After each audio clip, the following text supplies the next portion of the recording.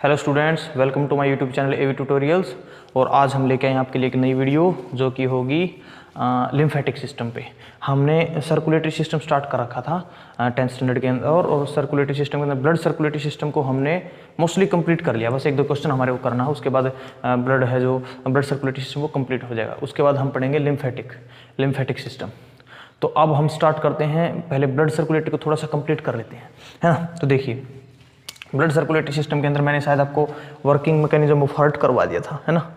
उसके बाद कुछ क्वेश्चंस बचते हैं, देख जैसे एक क्वेश्चन है, जैसे एक होता है ब्लड प्रेशर। कई बार आपसे पूछ लिया जाता है ब्लड प्रेशर। तो ब्लड प्रेशर क्या है, बीपी जिसको आप बोल देते हैं, तो क्या होता है ब्लड प्रेशर। देखिए, ब्लड प्रेशर क्या है, ये है प्रेशर। एक क्या है, प्रेशर अप्लाइड बाय ब्लड, कि ऐसा प्रेशर जो ब्लड लगाता है, pressure applied by blood on walls of A blood vessels,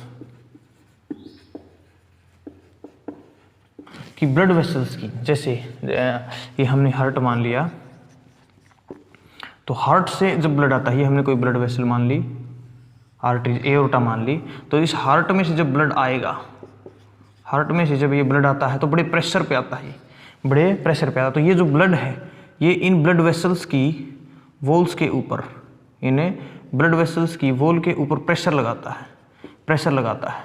तो ये क्या है, ये ब्लड वेसल्स हैं। ब्लड वेसल्स की जो वॉल्स हैं, इनके ऊपर ब्लड ने प्रेशर लगाया, this pressure is called as blood pressure. तो pressure applied by blood on walls of blood vessels, बड़ी अच्छी बात है। अब ये जो ब्लड प्रेशर आपने दो तरह का सुना होगा, बिल्कुल आपके जो सभी के जो एल्डर्स होते हैं उनको ये ब्लड प्रेशर की दिक्कत हो जाती है। तो देखिए, डिजीज है जिसको हम बोलते हैं हाई ब्लड प्रेशर, उसके बारे में पढ़ेंगे। तो ये जो ब्लड प्रेशर है, इसकी टाइप्स बनती हैं, ब्लड प्रेशर की टाइप्स बनती हैं। कौन कौन सी, एक तो बनती है systolic BP, systolic blood pressure, और एक बनती है डायस्टोलिक, एक होती है डायस्टोलिक। तो systolic blood pressure and diastolic blood pressure. तो देखिए क्या केस होता है, इनको मैं पहले समझाता हूँ। जैसे हमने हार्ट मान लिया, ये एओर्टा है, ठीक है, ब्लड वेसल है, ये हमने एओर्टा मान ली, ये इसकी वॉल्स होगी, ओके। अब ये हार्ट मान लिया हमने, ये हार्ट, और अब जो हार्ट है, हार्ट से आता है ब्लड, तो देखिए, जब हार्ट के अंदर जो वेंट्रिकल्स होते हैं, जब ये वेंट्रिकल कॉन्ट्रैक्ट होते हैं, देखिए वेंट्रिकल जब एकदम से कॉन्ट्रैक्ट होते हैं, तो जो हार्ट के अंदर से ब्लड निकलता है वो बड़े ही हाई प्रेशर से निकलता है। तो अब उस टाइम पे जो इस ब्लड ने इन वॉल्स के ऊपर प्रेशर लगाया, कौन सा केस है, ये वो केस है जब ब्लड वेंट्रिकल से एकदम स्पीड से आता है, पहली बार ब्लड वेसल्स के अंदर आया, तो उस टाइम पे जो प्रेशर लगता है उसको बोलते हैं हम सिस्टोलिक ब्लड प्रेशर। कब लगता है, जब वेंट्रिकल्स ने क्या किया है, कॉन्ट्रैक्ट्स। तो सिस्टोलिक ब्लड प्रेशर क्या हो जाएगा, blood pressure when ventricles contracts, कि जब बिल्कुल वेंट्रिकल्स कॉन्ट्रैक्ट्स होते हैं, तो वेंट्रिकल कॉन्ट्रैक्ट्स होने पर जब ब्लड एकदम से ब्लड वेसल्स के अंदर आता है तो उस प्रोसेस, तो blood pressure when ventricles contracts and blood comes into the blood vessels with a high pressure, with a very high blood pressure, with a high pressure लिख देते हैं सीधा, with a high pressure। कि जब blood एकदम से blood vessels के अंदर पहली बार आता है, वेंट्रिकल्स के कांटेक्ट होने पर बहुत ज़्यादा प्रेशर लगाता है, उस हाई ब्लड प्रेशर को बोलते हैं हम सिस्टोलिक ब्लड प्रेशर, सिस्टोलिक। तो अब दूसरी बात, इसकी वैल्यू भी लिख देते हैं। इसकी वैल्यू कितनी होती है? इसकी वैल्यू होती है 120 mm of Hg, 120 mm of Hg कि मरकरी से हम मेजर करते हैं। तो मरकरी के कॉलम की जो हाइट होती है, मरकरी का कॉलम का मतलब एक वर्टिकल ट्यूब में हमने मरकरी डाल दी और उसकी कितनी लेंथ ली? 120। अब 120 mm लेंथ वाली, हाइट वाली मरकरी जितना प्रेशर लगाती है, उस प्रेशर को बोलते हैं 120 mm ऑफ Hg। तो उतना प्रेशर होता है सिस्टोलिक। अब बात करते हैं डायस्टोलिक की। अब करते हैं हम diastolic blood pressure. Diastolic second type बनती है। अब डायस्टोलिक ब्लड प्रेशर क्या होता है? देखिए, ये ब्लड प्रेशर था तब जब वेंट्रिकल ने कॉन्ट्रैक्ट किया है। अब इसका अपोजिट है, जब वेंट्रिकल एक्सपेंड करते हैं। जब वेंट्रिकल कॉन्ट्रैक्ट हुए थे, अब उसके बाद ये एक्सपेंड करेंगे। तो एक्सपेंड जब करते हैं तब ब्लड आता है, तो ब्लड कैसे प्रेशर पे आता है? लोअर प्रेशर पे। तब ब्लड आता है लोअर प्रेशर पे। तो जो वो लोअर प्रेशर है, जब अब देखिए लोअर, देखिए मैं एरो को इरेज कर रहा हूँ, मान लीजिए ज़्यादा एरो थी तो ज़्यादा प्रेशर था, अब कम एरो हो तो कम प्रेशर मान लेते हैं। तो इसको बोलेंगे हम डायस्टोलिक ब्लड प्रेशर। इसको बोलेंगे डायस्टोलिक, कि जब एक तो हार्ट कंट्रैक्ट हो रहा था, एक हार्ट एक्सपेंड हो रहा है, एक्सपेंशन के टाइम पे जो कम से कम ब्लड प्रेशर लगाता है, जो मिनिमम ब्लड प्रेशर लगता है, उसको बोलते हैं हम डायस्टोलिक ब्लड प्रेशर। तो ये कब होता है? Blood pressure when ventricles expand, when ventricle expands and तो जब ब्लड प्रेशर, जब जो वेंट्रिकल्स एक्सपेंड हो रहे हैं तब जो ब्लड प्रेशर लगाता है उसको हम कहते हैं डायस्टोलिक। तो हम शॉर्ट फॉर्म लिख दिया कि blood pressure when ventricle expends and at that time blood applies minimum pressure,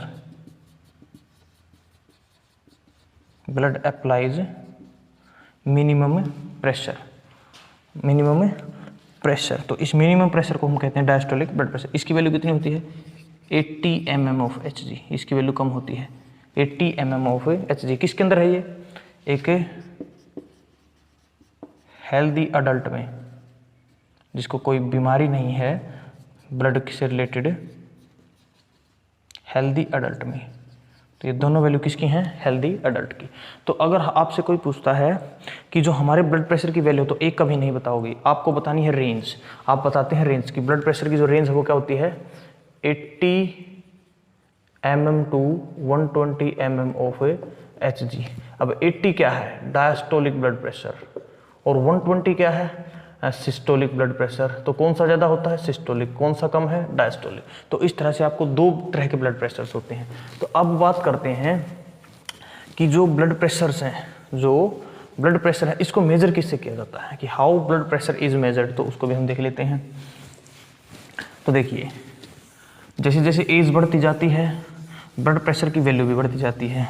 तो जनरली हम इसको, जो डॉक्टर्स आपको बताते हैं, वो कहते हैं कि कितना ब्लड प्रेशर सही होना चाहिए। रेंज क्या है? 180 टू 120।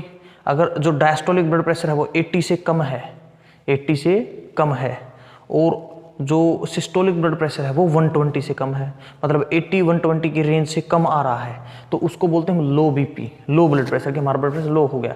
और अगर हम कहें कि जो ब्लड प्रेशर है उसकी वैल्यू जो डायस्टोलिक है, डायस्टोलिक ब्लड प्रेशर की 80 mm से ज़्यादा आ रही है, और जो हम कहते हैं एक अडल्ट के लिए, और हम कहते हैं कि जो अपना सिस्टोलिक ब्लड प्रेशर है उसकी वैल्यू 120 से ज़्यादा आ रही है, तो उस टाइम पे बोलेंगे हाई ब्लड प्रेशर। और हाई ब्लड प्रेशर को बोलते हैं हम, एक डिजीज़ का नाम देते हैं कि लिख देता हूँ मैं, high BP is called hypertension. High BP is called hypertension. तो हाइपरटेंशन सिंपली मीनिंग क्या है? हाइपरटेंशन का मतलब ज़्यादा ब्लड प्रेशर। कितने से ज़्यादा? 80-120 से ज़्यादा। दोनों की वैल्यू 80 और 120 से ज़्यादा आई। अब नॉर्मली जो ओल्डर एज के अंदर हम कह देते हैं कि 150 तक ठीक है। जो सिस्टोलिक ब्लड प्रेशर वो 150 से ज़्यादा हो जाता है, 150 से अगर ज़्यादा हो गया तो दिक्कत करता है, उसको बोलते हैं hypertension.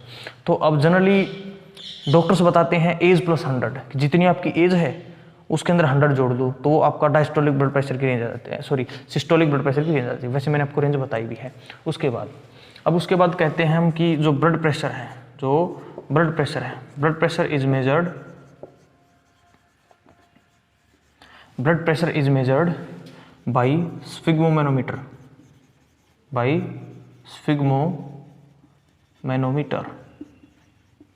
Blood pressure is measured by sphygmomanometer. एक इंस्ट्रूमेंट होता है, आपने डॉक्टर्स की दुकान पे देखा होगा। पहले तो क्लिनिक्स के अंदर ये होता था, अब आजकल तो डिजिटल आ गए हैं, उनके अंदर तो कुछ करना नहीं, बस लगाया और मेजर करके बता देते हैं। बट पहले जो होता था वो स्फिग्मोमैनोमीटर हम उसको बोलते हैं, अब डिजिटल आ गए हैं। तो अब देखिए नेक्स्ट है जो नेक्स्ट हम एक और यहाँ से एक क्वेश्चन निकाल लेते हैं हम कि हार्ट बीट किससे मेजर होती है। Heart beat is measured by stethoscope. जो हार्ट बीट मैंने आपको बताई थी, वो जो हार्ट बीट है वो किससे मेजर होती है, स्टेथोस्कोप। जो डॉक्टर अपने गले में टांग के फिरते हैं उसको हम बोलते हैं स्टेथोस्कोप। तो जो डॉक्टर गले में रखते हैं उसको वो है स्टेथोस्कोप। स्फिग्मोमैनोमीटर बीपी को मेजर करने के लिए, अगर आप किसी एल्डर को लेके गए हैं तो आपको पता होगा स्फिग्मोमैनोमीटर। तो ये थे ब्लड प्रेशर से रिलेटेड पॉइंट। अब इस स्फिग्मोमैनोमीटर से मेजर कैसे करते हैं, तो देखिए उनका सिंपल सा प्रोसीजर मैं आपको बताता हूँ। उनके अंदर एक बैलून लाइक होता है, एक ट्यूब होती है इन्फ्लेशन ट्यूब, और एक ऐसे पंपिंग करते हैं वो ऐसे हाथ के साथ, आपने देखा होगा। तो वो पहले क्या करते हैं, जो मरकरी होती है उसके अंदर जो वो स्केल लगा होता है, तो वो पहले पंप करके तो बाजू के आर्म के ऊपर आपको जो उन्होंने बांधा है वो बैंड, उसके अंदर वो एयर को फिल करते हैं ऐसे पंपिंग से। अब उस एयर से मरकरी का जो प्रेशर वो 200 mm तक ले जाते हैं, 200 mm। अब क्या होता है, अब जब 200 mm पे वो लेके गए तो आपकी ब्लड वेसल्स के अंदर ब्लड फ्लो होना हो जाता है बंद, कि ब्लड फ्लो स्टॉप्स इन ब्लड वेसल्स के अंदर इतने ज़्यादा प्रेशर पे बिल्कुल कंट्रैक्ट हो जाती है, ब्लड फ्लो नहीं कर पाता है। अब वो धीरे धीरे प्रेशर को रिलीज करते हैं। अब 200 mm से नीचे आएगा। अब 200 mm से नीचे आते आते एक टाइम ऐसा आएगा कि जब आपकी ब्लड वेसल्स के अंदर दोबारा से ब्लड का फ्लो स्टार्ट होगा, तो जैसे ही ब्लड का फ्लो स्टार्ट होगा तो ब्लड एकदम से आपके ब्लड वेसल में प्रेशर लगाएगा और एक आवाज़ आएगी, एक साउंड आएगी डब, तो उसको सुनते हैं। अब जिस प्रेशर पे वो डब की साउंड आई है वो प्रेशर है आपका सिस्टोलिक, हायर प्रेशर। अब धीरे धीरे कम करते जाएंगे, वो जो वॉल्यूम है वो बिल्कुल कम होती जाएगी, और जब वॉल्यूम सुनना बंद हो जाती है, जिस प्रेशर पे वॉल्यूम सुनना बंद होगी उसको हम बोलते हैं क्या, उसको बोलते हैं हम डायस्टोलिक ब्लड प्रेशर। तो ऊपर जो पहली बार सुनाई देता है सिस्टोलिक, और जो सबसे नीचे सुनाई देता है वो होता है डायस्टोलिक। तो इस तरह से ब्लड प्रेशर को मेजर किया जाता है स्फिग्मोमैनोमीटर से, जो पहले होता था, अब डिजिटल से, अब ऐसा कुछ नहीं है। तो ये होता है ब्लड प्रेशर का कंसेप्ट। अब यहाँ से एक क्वेश्चन और पूछ लिया जाता है, या मैं आपसे पूछ लेता हूँ, आप मुझे बताएं कि और स्फिग्मोमैनोमीटर क्या होता है, किस तरह से उससे ब्लड प्रेशर मेजर होता है, उसका एक छोटा सा इमेज आपको अब वीडियो के ऊपर दिखाई दे रहा होगा। देखिए किस तरह से डॉक्टर्स ने बैंड को आर्म के ऊपर लगा रखा है, मरकरी के प्रेशर को बढ़ा रखा है, तो किस तरह से वो मेजर करते हैं, वो आपको एक डायग्राम छोटा सा मैंने आपको दिखाया है। उसके बाद हम बात करते हैं नेक्स्ट। एक क्वेश्चन पूछता हूँ आपसे कि बताइए किसकी वॉल्स थिकर होनी चाहिए, एटीरियम्स की या वेंट्रिकल्स की। एट्रियोल्स जो होते हैं उनकी वॉल्स मोटी होनी चाहिए या वेंट्रिकल्स की। अब बोले सर ऐसा क्वेश्चन क्यों पुट कर रहे हो, देखिए जो एट्रियम है उनको जो ब्लड सप्लाई करना होता है वो वेंट्रिकल के पास, ज़्यादा प्रेशर की लगाने की जरूरत नहीं है। अब ज़्यादा प्रेशर लगाने की जरूरत नहीं है तो उनकी वॉल्स भी होती है थिन। पर जो वेंट्रिकल्स हैं उन वेंट्रिकल्स को ऐसे प्रेशर लगा के ब्लड को लंग्स में और एओर्टा में पहुंचाना, पूरी बॉडी के अंदर सर्कुलेट करवाना है, तो प्रेशर ज़्यादा लगाना पड़ता है। अब उतना प्रेशर लगाने के लिए वेंट्रिकल्स की वॉल्स को थिन होना पड़ेगा या थिक, तो ventricles walls are thicker than atrium walls. Why? तो क्वेश्चन पूछ लेते हैं आपसे, एक बिल्कुल सिंपल सा क्वेश्चन है। क्या क्वेश्चन है, देखिए मैं बताता हूँ आपको। एक क्वेश्चन क्या है कि ये है question, why ventricles walls, why ventricle wall are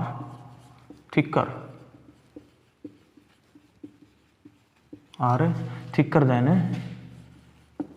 atrium walls. Atrium की वॉल से जो अपनी वेंट्रिकल की वॉल है वो थिक क्यों होती हैं?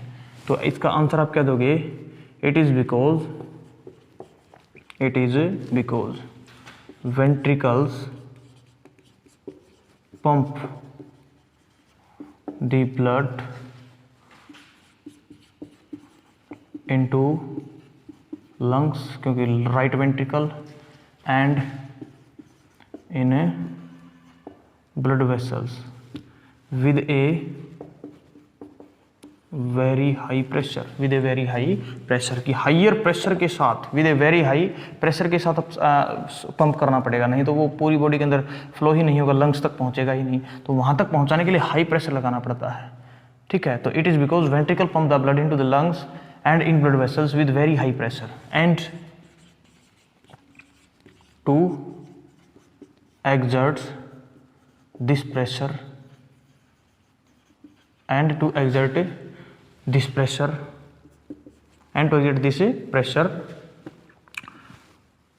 ventricles walls should be thicker, ventricle wall should be thicker. मैंने आपको शॉर्ट से शॉर्ट आंसर लिखा है, आप इसको बढ़ा के भी लिख सकते हो कि बट जो एटीरियम्स हैं, atriums has to exert a lower pressure, atriums को कम प्रेशर लगाना पड़ता है, therefore their walls are thinner. तो मैंने बस वेंट्रिकल्स का रीजन बता दिया। अब आपको थोड़ा सा बड़ा करके तो एटीरियम्स को आप ऐड कर सकते हो, तो खुद से भी ऐड करना सीखे, वही आपके काम आएगा। एग्जाम्स में जितना अपने आप से अपनी लैंग्वेज में लिखोगे उतने ज़्यादा आपको अच्छे मार्क्स मिलेंगे। थोड़ा बहुत कंसेप्ट्स को भी पढ़ना जरूरी है एक बार, बट फिर अपनी लैंग्वेज में आंसर को लिखें, ज़्यादा मार्क्स आपको मिलेंगे एग्जाम्स के अंदर। तो ये था रीजन, तो बहुत ही इंपॉर्टेंट क्वेश्चन है, कई बार एग्जाम्स के अंदर पूछा गया है। उसके बाद हमने कंप्लीट कर लिया है ब्लड सर्कुलेटरी सिस्टम, हमने कंप्लीट कर लिया है ब्लड सर्कुलेटरी सिस्टम, बट नहीं बोले सर ब्लड सर्कुलेटरी सिस्टम कैसे कंप्लीट हो, अभी तक फंक्शन ऑफ ब्लड तो पढ़ा ही नहीं। तो अब हम अपना जो लास्ट टॉपिक है वो पढ़ लेते हैं। क्या है last topic? Last topic is function of blood या function of blood circulatory system. हम पढ़ते हैं फंक्शन ऑफ ब्लड या ब्लड सर्कुलेटरी सिस्टम भी आप इसको बोल सकते हो, कि जो ब्लड करेगा वही फंक्शन ब्लड सर्कुलेटरी सिस्टम। तो ब्लड ने क्या किया है, देखिए ब्लड क्या करता है। पहली बात, it transport oxygen, it transport oxygen. Blood ने ऑक्सीजन को ट्रांसपोर्ट किया है, किसकी हेल्प से? It transport oxygen O2 by the help of haemoglobin, किसके अंदर? In RBC. और आरबीसी के अंदर जो हीमोग्लोबिन है उसकी हेल्प से इसने ऑक्सीजन को ट्रांसपोर्ट कर दिया। उसके बाद इट ट्रांसपोर्ट CO2 को ट्रांसपोर्ट होता है by the help of haemoglobin in RBC. देखिए जाते वक्त O2 ले जाते हैं, आते वक्त CO2 ले आता है हीमोग्लोबिन। तो उसके बाद क्या कहता है कि it transport hormones in our body. उसके बाद ये क्या करता है? It helps in fighting against disease.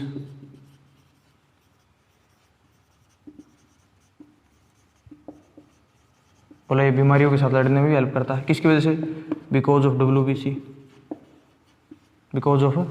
बोला इसके अंदर WBC होती हैं, वो बाहर से आने वाले बैक्टीरियाज को, वायरस को मार देती हैं, इसलिए बीमारियों से लड़ने में भी हेल्प करता है। और क्या करता है? इट ट्रांसपोर्ट न्यूट्रिएंट, कि जितने भी न्यूट्रिएंट्स हैं बॉडी के अंदर वो सारे कौन ट्रांसपोर्ट करता है? ब्लड। उसके बाद इट ट्रांसपोर्ट या it helps in excretion of waste. और बॉडी से वेस्ट को बाहर निकालने में किसने हेल्प की है? ब्लड ने। कैसे? बोला लीवर से, किडनी से जो अमोनिया है, जो यूरिया है, उसको कौन बाहर तक, बॉडी के बाहर तक भेजता है? किसके थ्रू वो सर्कुलेट होता है? कहाँ से? जहाँ से वेस्ट बन रहा है, कहाँ से फिर वो किडनीज के अंदर वेस्ट आता है? किसके थ्रू? ब्लड के थ्रू। तो ब्लड ने हेल्प किया एक्सक्रीशन में भी। और हम क्या लिख सकते हैं? It helps to maintain body temperature. जो बॉडी का टेम्परेचर है उसको मेंटेन करने में भी ब्लड का रोल होता है। तो ये रूल्स, ये कुछ पॉइंट्स हमने लिख लिए कि ब्लड के क्या फंक्शन होते हैं, ब्लड सर्कुलेटरी सिस्टम के इफेक्ट क्या फंक्शंस होते हैं। तो इस तरह से हमने ब्लड सर्कुलेटरी सिस्टम को कर लिया है कंप्लीट। अब हम चलते हैं लिम्फेटिक सिस्टम की तरफ। अब हम चलते हैं लिम्फेटिक सिस्टम की तरफ। तो देखिए लिम्फेटिक सिस्टम, लिम्फेटिक सिस्टम को पढ़ने से पहले हमारे को पढ़ना होता है कि लिम्फ क्या है। कि अब हम पढ़ रहे हैं lymphatic circulatory system, lymphatic circulatory system कि ऐसा सर्कुलेटरी सिस्टम विच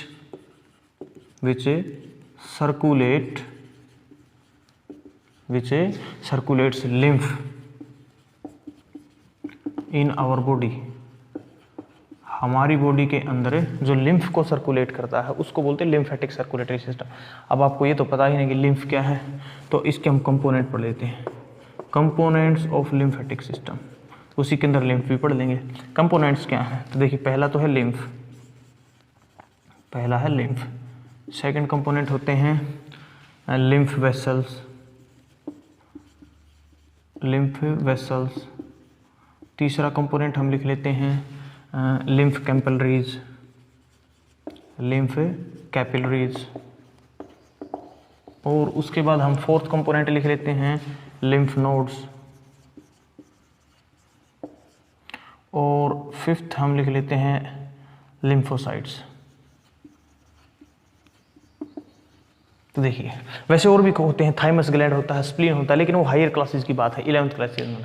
बट इसके अंदर बस हम पढ़ते हैं lymph vessel, lymph capillaries, lymph nodes and lymphocytes. तो देखिए हम एक को डिटेल में पढ़ते हैं क्या क्या है। तो सबसे पहले हम स्टार्ट करते हैं पहला कंपोनेंट, दैट इज लिम्फ। देखिए लिम्फ क्या है, इसको मैं पहले आपको समझाता हूँ, फिर मैं लिखवाता हूँ कि लिम्फ है क्या। लिम्फ देखिए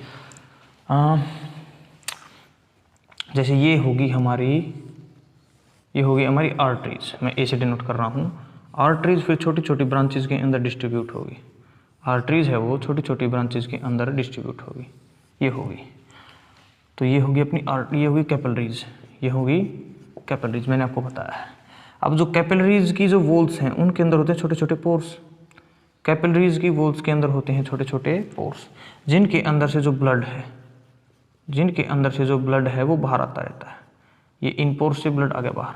अब ये बाहर है क्या, ये जो बाहर है ये है क्या, ये है टिश्यू। अब टिश्यू किसका बनता है, सेल्स का, डिफरेंट सेल्स का। तो ये क्या है, सेल्स, ये है बॉडी की सेल्स के ग्रुप। अब देखिए जो ब्लड है ये इस सेल के बीच में जो स्पेस है, यहाँ पे आ जाता है, सेल के बीच में जो स्पेस। तो कैपिलरीज से ब्लड सेल्स के बीच में जो स्पेस है इसको बोलते हैं हम इंटरस्टिशियल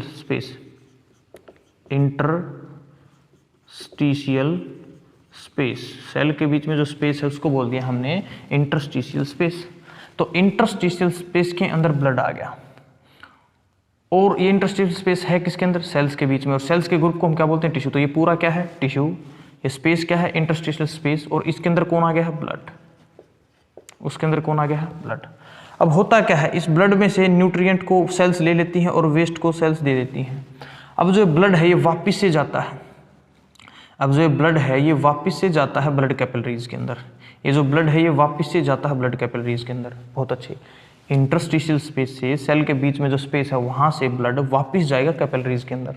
बहुत अच्छी बात है। बट सारा का सारा ब्लड, जितना ब्लड आया था वो कंप्लीट ब्लड नहीं जा पाता है। ब्लड आया क्या क्या था, देखिए जो ब्लड आया था वो आया था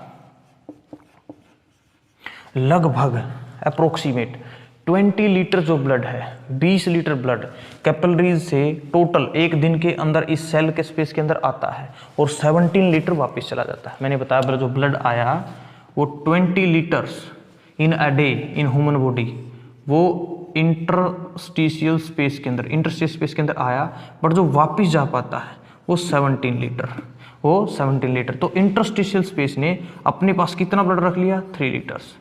कितना ब्लड रख लिया, 3 लीटर्स। तो देखिए 20 लीटर ब्लड यहाँ आया, वापस कितना गया 17 लीटर। तो 3 लीटर ब्लड जो इनके बीच में रह गया, इसी ब्लड को बोलते हैं, ये जो ब्लड रह गया यहाँ पे, ये this 3 litre blood is called lymph. तो इसको हम बोलते हैं लिम्फ, कि जो ब्लड कैपिलरीज से सेल्स के अंदर आता है बट वापस नहीं जा पाता है, ऐसे ब्लड को बोलते हैं हम लिम्फ, जो किसके अंदर रह जाता है, इंटरस्टिशियल फ्लूइड के अंदर। अब ऐसे डेली 20 लीटर ब्लड आए, 17 लीटर ब्लड वापस जाए, 13 लीटर रोज रह जाए, 3 लीटर रोज रह जाता है, तो ये 3 लीटर ब्लड को कैसे हमारी बॉडी रिप्लेस करेगी? इट मीन्स ऐसा कोई सिस्टम होना चाहिए जो इस 3 लीटर ब्लड को वापस से ब्लड सर्कुलेटरी में ले आए, इस 3 लीटर ब्लड को वापस से सर्कुलेटरी में ले आए, इस 3 लीटर लिम्फ को वापस से ब्लड सर्कुलेटरी सिस्टम में ले आए। नहीं तो ऐसे डेली 3 लीटर्स कहाँ से हमारी बॉडी वो अडेप्ट करेगी, कि कैसे उसको पूरा करेगी? तो ऐसा पूरा नहीं कर पाएगी। तो इट मीन्स इसको भी वापस से रिसर्कुलेशन करके के अंदर इंक्लूड करना पड़ेगा। अब वो कौन करता है? वो करता है लिम्फ सर्कुलेटरी सिस्टम या लिम्फेटिक सर्कुलेटरी सिस्टम। कैसे करता है हम पढ़ते हैं। अभी तक मैंने अब लिम्फ क्या है वो बताया है आपको। तो देखिए लिम्फ क्या है, इसकी डेफिनेशन भी मैं लिख देता हूँ। What is lymph? What is a lymph? तो डायग्रामेटिकली क्या होता है वो मैंने आपको समझा दिया है। और थ्योरेटिकली कैसे लिखोगे? तो लिम्फ क्या है कि blood comes into the interstitial fluid, interstitial space, but some amount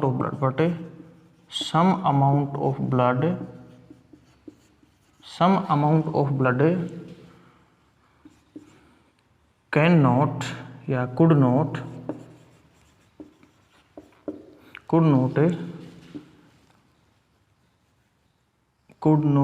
reabsorbed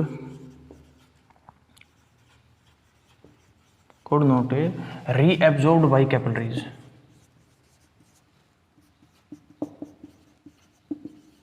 देखिए बहुत सारा ब्लड आता है, लेकिन बहुत उसमें से कुछ अमाउंट को हमारे जो कैपिलरी वो दोबारा से रीअब्जॉर्ब नहीं कर पाती, by capillaries. So therefore this blood remains in interstitial space. आइए इसका मतलब क्या है? Interstitial space. This blood remains in interstitial space and called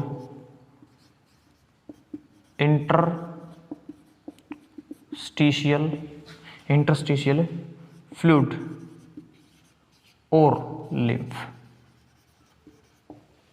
देखिए मतलब बहुत सारा ब्लड कैपिलरीज से इंटरस्टिशियल फ्लूइड के अंदर आता है, बट उसमें से कुछ अमाउंट, जैसे मैंने एग्जांपल के लिए 3 लीटर्स वापस नहीं जा पाता, जो बच गया उसको हम बोलते हैं इंटरस्टिशियल फ्लूइड, क्योंकि इंटरस्टिशियल स्पेस के अंदर है, या फिर उसका ही नाम है लिम्फ। अब और कैरेक्टरिस्टिक्स हम लिख लेते हैं लिम्फ की, कि इट इज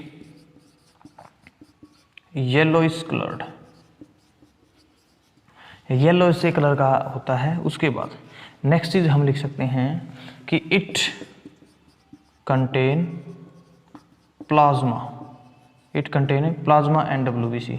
इसके अंदर जो ब्लड की सेल्स होती है वो कौन कौन सी होती हैं? प्लाज्मा होती है, WBC होती है। इट डज नॉट कंटेन क्या क्या? RBC and platelets. देखिए ये इंपॉर्टेंट पॉइंट है, आपके एग्जाम में पूछा जाता है, right the differences between lymph and blood, कि ब्लड और लिम्फ के बीच में डिफरेंस क्या है। तो आपको बताना है कि जो लिम्फ है उसके अंदर प्लाज्मा और WBC तो होता है, बट RBC और प्लेटलेट से नहीं होते। तो RBC प्लेटलेट्स वापस चले जाते हैं, कुछ प्लाज्मा और कुछ WBC रह जाते हैं, कुछ न्यूट्रिएंट्स भी रहते हैं। तो ये सारी चीजें होती हैं, ये नहीं होती हैं। तो आपको डिफरेंसेस का पता होना चाहिए। ब्लड का कलर रेड होता है, जबकि ये कैसे कलर का होता है? येलो कलर का। तो ये होती है लिम्फ। तो लिम्फ पहला कंपोनेंट हमने पढ़ लिया। अब दूसरा कंपोनेंट पढ़ते हैं कि व्हाट आर लिम्फ वेसल। तो लिम्फ वेसल, आप कॉमन सेंस की बात आप बता दो कि लिम्फ वेसल्स क्या हैं। तो लिम्फ वेसल्स क्या बताओगे लिम्फ वेसल्स में? तो lymph vessels are the pipe like structure in our body through which lymph circulate. तो सेकंड कंपोनेंट को हम लिख लेते हैं। तो देखिए सेकंड कंपोनेंट है लिम्फ वेसल्स। लिम्फ वेसल्स क्या हो जाएंगी, वेसल्स, या फिर मैं लिख सकता हूँ pipe through which lymph circulate, through which lymph circulates. अच्छा, एक पॉइंट और लिख लीजिएगा, मेरे से और पॉइंट रह गया, आप एक पॉइंट लिखिएगा कि lymph always flow from body parts to heart. Lymph हमेशा बहता है, फ्लो करता है body part to heart, body part से हमेशा हार्ट की तरफ, क्योंकि हार्ट से लिम्फ की फॉर्म में वो वहाँ नहीं जाता, वहाँ पे जाता ब्लड की फॉर्म में, वहाँ बनता है लिम्फ, और फिर वो लिम्फ की फॉर्म में वापस आता हार्ट के पास। तो lymph always flow from body part to heart, but blood क्या करता है, blood flows from heart to body part and body part to heart. तो ये भी एक डिफरेंस आप लिख सकते हैं। तो डिफरेंस टेबल में ये आपके नोट्स में डाल लीजिएगा, मेरे से वो पॉइंट रहेगा लिम्फ के कैरेक्टरिस्टिक्स में। तो लिम्फ वेसल और pipe through which lymph circulates. उसके बाद थर्ड बोल लेते हैं हम, लिम्फ कैपिलरीज क्या हो जाएंगी, branches of, very small branches of lymph vessels, कि लिम्फ वेसल की बहुत छोटी छोटी ब्रांचेज, इनको हम क्या कह देंगे, इनको हम कह देंगे लिम्फ कैपिलरीज। उसके बाद नेक्स्ट पूछेगा आपसे थर्ड कंपोनेंट, हमने क्या लिखा था, लिम्फ नोड्स, हमने लिखा था लिम्फ नोड्स। देखिए इसको समझिए, मान लीजिए कि ये एक लिम्फ वेसल है, अब यहाँ पे कोई प्लेस है, यहाँ पे जो लिम्फ है उसकी क्या होती है, प्योरिफिकेशन। बिल्कुल सिमिलर, बिल्कुल सिंपल वर्ड्सों में बता रहा हूँ, 11th के अंदर बहुत कॉम्प्लेक्स चीज़ें हैं।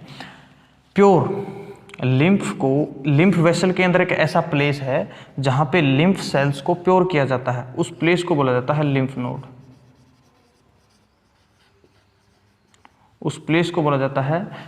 नोड, तो ये होता है लिम्फ नोड। तो लिम्फ नोड क्या है, प्लेस, किसके अंदर, place in A lymph vessel eight which lymph get pure, place in lymph vessel eight which lymph get pure, ऐसा प्लेस लिम्फ वेसल के अंदर जहाँ पे लिम्फ प्योर होता है उसको बोलते हैं हम लिम्फ नोड। उसके बाद नेक्स्ट क्या है अपना, लिम्फोसाइट्स, ये फोर्थ कंपोनेंट था, ये फिफ्थ आ गया, lymphocytes,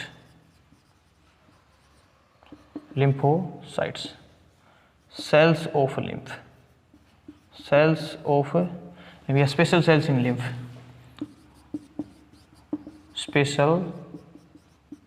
in lymph, called lymphocytes. Special cells in lymph, कि लिम्फ के अंदर स्पेशल सेल्स होती हैं जो हमारी बॉडी को बीमारियों से लड़ने में हेल्प करती हैं, न्यूट्रिएंट्स को सप्लाई ट्रांसपोर्ट करती हैं एटसेट्रा, ऐसी सेल्स को बोला जाता है लिम्फोसाइट्स। तो इन चीज़ों से मिलके बनता है हमारा लिम्फेटिक सिस्टम, और लिम्फेटिक सिस्टम हमारी बॉडी में हर पार्ट में प्रेजेंट होता है। तो आपको वीडियो के अंदर एक डायग्राम दिख रहा होगा, उसके अंदर आप देख सकते हैं कि लिम्फेटिक सिस्टम के अंदर डिफरेंट पार्ट्स कौन से हैं और कौन कौन से पार्ट इंक्लूड है, जिसके अंदर आपको थाइमस ग्लैंड भी देख सकते हैं, स्प्लीन भी देख सकते हैं। ये सारी चीज़ें थोड़ी सी डिटेल में बता तो मैं भी सकता हूँ, बट हमारे सिलेबस से बाहर है, हमारे सिलेबस में बस इतना ही पूछा जाना है, तो इसलिए मैं आपको नहीं बता रहा हूँ। बट डायग्राम के अंदर आप देख सकते हैं कहाँ कहाँ से लिम्फ आ रहा है, किस डायरेक्शन में जा रहा है। ओके, तो आपको मैंने डायग्राम दिखाया। उसके बाद देखिए आपसे पूछेगा नेक्स्ट चीज़ कि what are the functions of lymph, कि ये लिम्फेटिक सिस्टम क्यों जरूरी है, what are the function of lymph. देखिए कुछ स्टूडेंट्स जो अच्छे स्टूडेंट हैं उनको तो अभी तक समझ आ गया होगा, क्या समझ में आया है कि लिम्फेटिक सिस्टम क्यों ज़रूरी है, क्योंकि हमारी बॉडी से 20 लीटर्स ऑफ ब्लड जो डेली एक दिन के अंदर अडल्ट की बॉडी में, हेल्दी बॉडी के अंदर, वो कैपिलरीज से इंटरस्टिशियल फ्लूइड के अंदर आ जाता है, बट उसमें से 3 लीटर जो ब्लड है वो वापस नहीं जा पाता। तो अब क्या वो 3 लीटर ब्लड ऐसे ही पड़ा रहेगा, नहीं, उसको वापस से सर्कुलेटरी सिस्टम के अंदर इंक्लूड करना होता है, इस वजह से लिम्फेटिक सिस्टम की जरूरत है। उसके बाद दूसरी चीज देखिए, हम लिखते हैं फंक्शन ऑफ ए लिम्फ या लिम्फेटिक सिस्टम की क्या फंक्शन है। तो हमने देखा लिम्फ के अंदर प्लाज्मा होता है, इसीलिए it helps in transport of nutrient, कि कुछ न्यूट्रिएंट को लिम्फ भी ट्रांसपोर्ट करता होगा जो बच जाते हैं, बड़े साइज के पार्टिकल जो रह जाते हैं लिम्फ के अंदर, बिल्कुल। उसके बाद अब ये ट्रांसपोर्ट करता है, तो तो ये वेस्ट को भी ट्रांसपोर्ट करता होगा, तो मतलब वेस्ट को एक्सक्रीट करने में भी हेल्प करता है। तो हम ये भी लिख सकते हैं it helps in excretion of waste, it helps in excretion of waste. और दूसरी चीज़ हमने क्या देखी कि जो लिम्फ है उसके अंदर WBC होती है, लिम्फ के अंदर क्या होती है WBC, तो हम लिख सकते हैं इट हेल्प्स इन फाइटिंग